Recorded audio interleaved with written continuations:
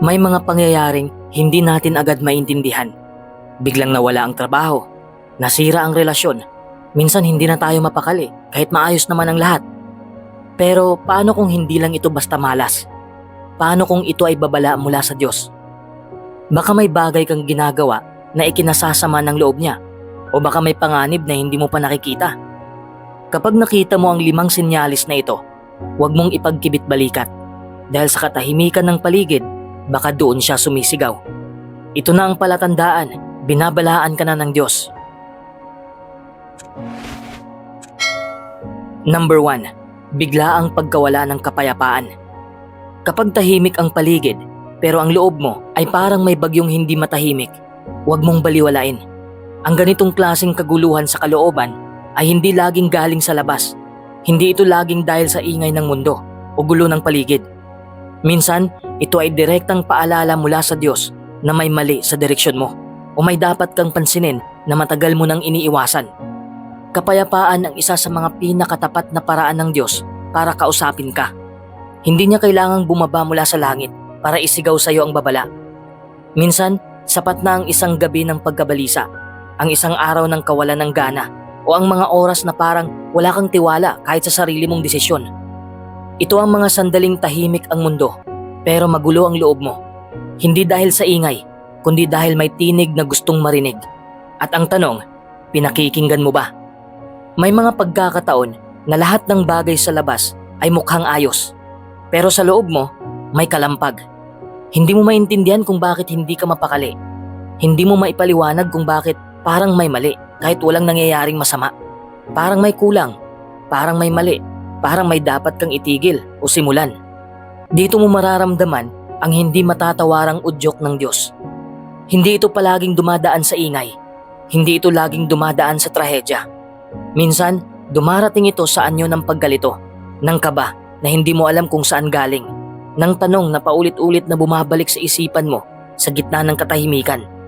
At kapag pinilit mong baliwalain ito, lalong lumalalim ang kawalan ng kapayapaan. Lalong sumisikip ang dibdib, lumalabo ang pananaw, at nawawala ang kumpiyansa sa kahit anong ginagawa mo. Hindi mo na maramdaman ang kasiyahan sa mga bagay na dati mong kinagigiliwan. Parang wala ka nang maapuhap na direksyon kahit pa sinusubukan mong maging okay. Ang pagkawala ng kapayapaan ay hindi laging kaparusahan. Madalas, ito ay paanyaya. Isang paanyaya na tumigil muna, makinig, at muling ituon ang puso sa tinig ng Diyos. Dahil baka hindi siya nananahimik, baka ikaw lang ang matagal nang hindi nakikinig. Number 2, pagsasara ng mga pinto. Isa sa pinakamahirap tanggapin sa buhay ay ang sandaling tila isinara sa atin ang mga pintuan ng pagkakataon. Yung pakiramdam na kahit anong pilit mo, kahit anong dasal at pagsusumikap, tila hindi ka makalusot, na para bang sinabihan ka ng mundo ng isang malupit na hindi ka pwede. Pero sa gitna ng ganitong mga karanasan, madalas tayong nakakalimot. Nakakalimot tayong tanungin, bakit kaya sinasara ang pintong ito? Dahil sa totoo lang, hindi lahat ng pagsasara ay pagtatapos. Minsan, ito'y simula. Hindi lahat ng pagkakait ay parusa. Minsan, ito'y proteksyon.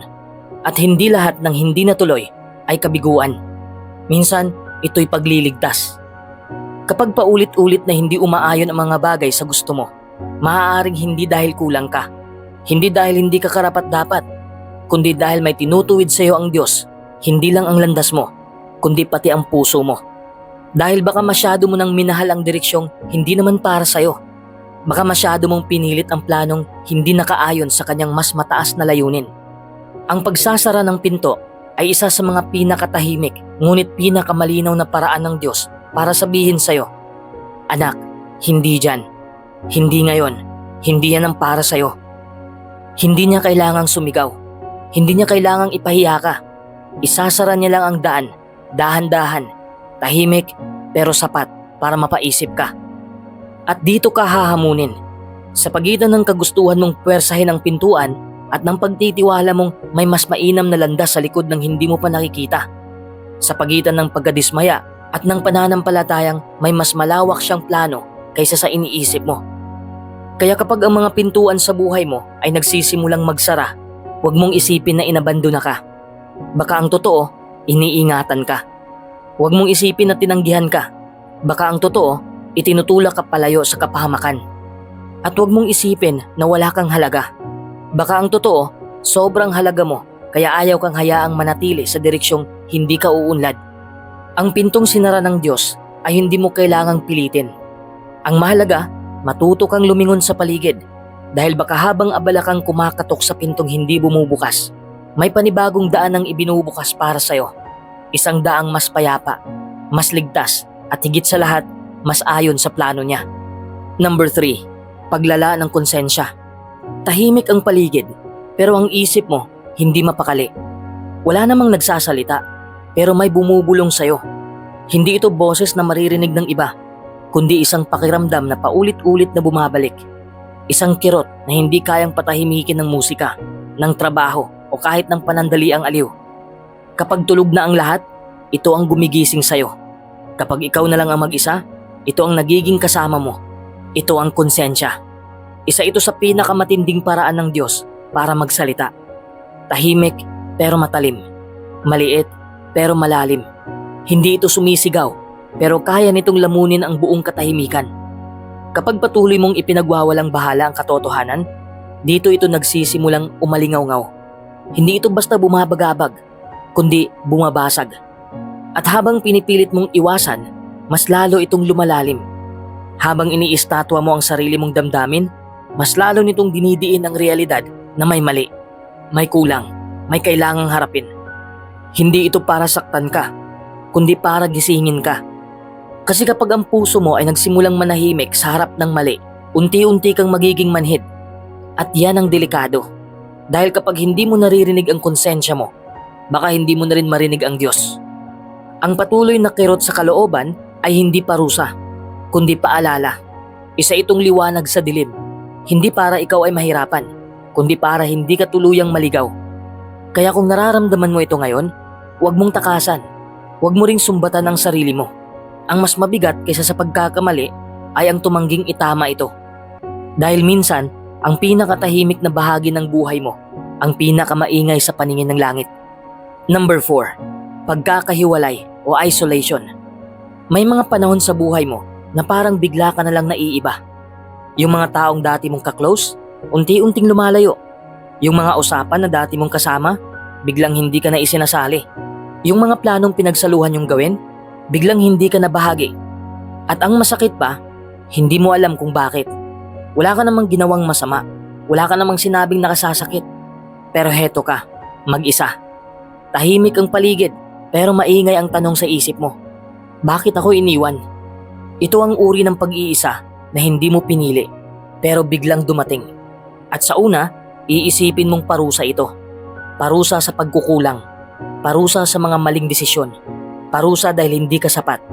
Pero kung lalalim ka sa pananampalataya, makikita mo, hindi lahat ng paglayo ay pagtalikod. Hindi lahat ng pagkawala ay kawalan. Minsan, ang pag-iisa ay paraan ng Diyos para ipanatag ka.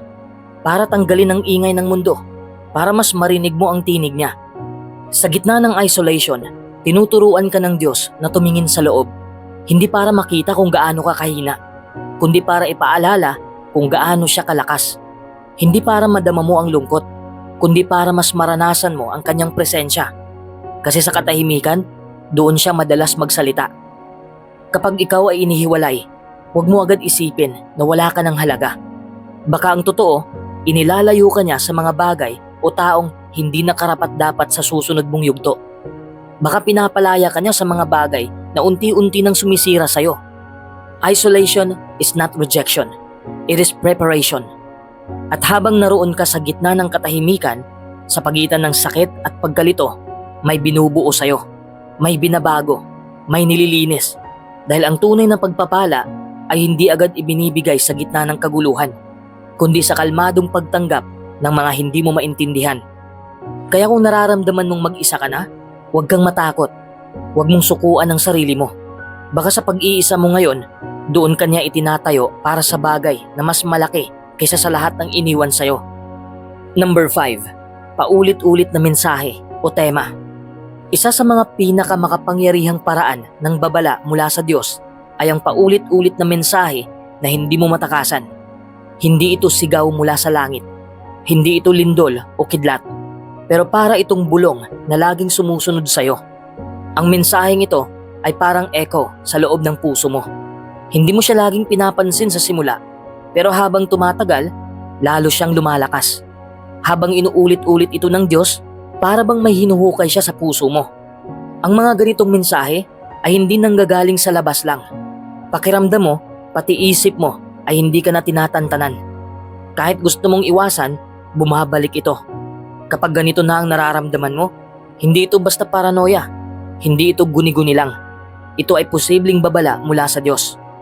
Minsan ayaw nating tanggapin. Gusto nating manahimik na lang. Gusto nating panatilihin ang status quo. Pero hindi mo pwedeng patahimikin ang isang mensahe na galing sa itaas. Kapag ang Diyos na ang nagsalita, ang katahimikan ay bumibigat at ang konsensya ay kumakabog. At naroon ang tunay na tanong, makikinig ka ba? Dahil habang inuulit-ulit ng Diyos ang mensahe, hindi dahil hindi siya sigurado, kundi dahil gusto niyang siguraduhin na naiintindihan mo. Hindi siya nananakot, hindi siya nanggigipit, pero siya ay nangangalaga. At ang ganitong klase ng paalala ay palatandaan ng pagmamalasakit ng Diyos sa'yo. Ibig sabihin, hindi pa huli ang lahat. Ibig sabihin, may pag-asa pa. Pero ito rin ay hamon. Dahil kung hindi mo ito papansinin ngayon, baka dumating ang panahon na hindi mo na ito marinig muli. Hindi palaging malakas ang boses ng Diyos. Madalas, tahimik siyang nagsasalita sa pamamagitan ng mga pangyayaring paulit-ulit, sa mga biglaang pagbabago, sa mga damdaming hindi natin maipaliwanag. At kung hindi tayo sensitibo, baka dumaan lang ang babala niya na parang hangin. Dama mo, pero hindi mo pinansin. Ang buhay ay hindi laging diretsyong daan. Minsan, tayo mismo ang lumilihis. Pero sa bawat paglihis, may paalala ang Diyos. Hindi para parusahan tayo, kundi para ibalik tayo sa daan na inilaan niya para sa atin. Ang problema, marami sa atin ang natutong maging abala, natutong maging manhid, natutong baliwalain ang kirot, ang pangamba, ang mga sirang plano na para bang normal lang ang lahat. Pero hindi, dahil kung talagang kilala natin ang Diyos, alam nating hindi siya basta-basta nagpaparamdam. Bawat senyales ay may dahilan, bawat katahimikan ay may tinig, bawat pag-aalinlangan ay may mensaheng gustong iparating. Hindi aksidente ang panunood mo ng video na ito. Maaaring ito na ang tugon sa matagal mo ng tanong. Maaaring ito na ang sagot sa panalangin mong, Lord, ano bang gusto mong ipagawa sa akin? Kaya bago ka muling bumalik sa ingay ng araw-araw, bago mo isara ang video na ito at muling tumingin sa cellphone mo, huminto ka muna. Manahimik. Pakinggan mo ang puso mo.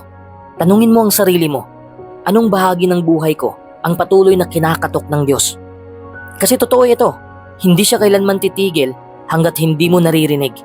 At ang masakit, kapag patuloy mo siyang binaliwala, darating ang araw na baka marinig mo na lang siya sa sakit, hindi sa paalala. Ang mga senyales ay paunang grasya. Hindi niya tayo binabalaan para takutin, kundi para iligtas. Kaya kung napansin mo na ang mga ito, huwag mong palagpasin. Ito na ang panahon para makinig. Ito na ang panahon para magbago. Ito na ang panahon para lumapit muli sa Kanya. Dahil kahit ilang ulit tayong lumayo, isa lang ang tiyak, ang Diyos. Kailanman, hindi siya tumalikod sa'yo. Naghihintay lang siya na marinig mo siya ng malinaw. At baka, ito na yon. Kung naramdaman mong may isa o higit pa sa mga senyalis na ito sa buhay mo ngayon, huwag mong baliwalain. Hindi ka aksidenteng napatapat sa video na ito. Maaaring ito na mismo ang mensahe ng Diyos para sa'yo. Ngayon ang tamang oras para manalangin, magbalik loob at pakinggan ang tinig niya. Tandaan, hindi ka niya binabalaan para takutin. Binabalaan ka niya dahil mahal ka niya. Kung nakarelate ka, i-like mo ang video na ito at i-share sa kaibigan mong maaaring kailangan ding marinig ang mensaheng ito. At kung gusto mo pa ng mas maraming content na tumatalakay sa spiritual growth, inner peace at divine guidance, mag-subscribe ka na at i-hit ang notification bell.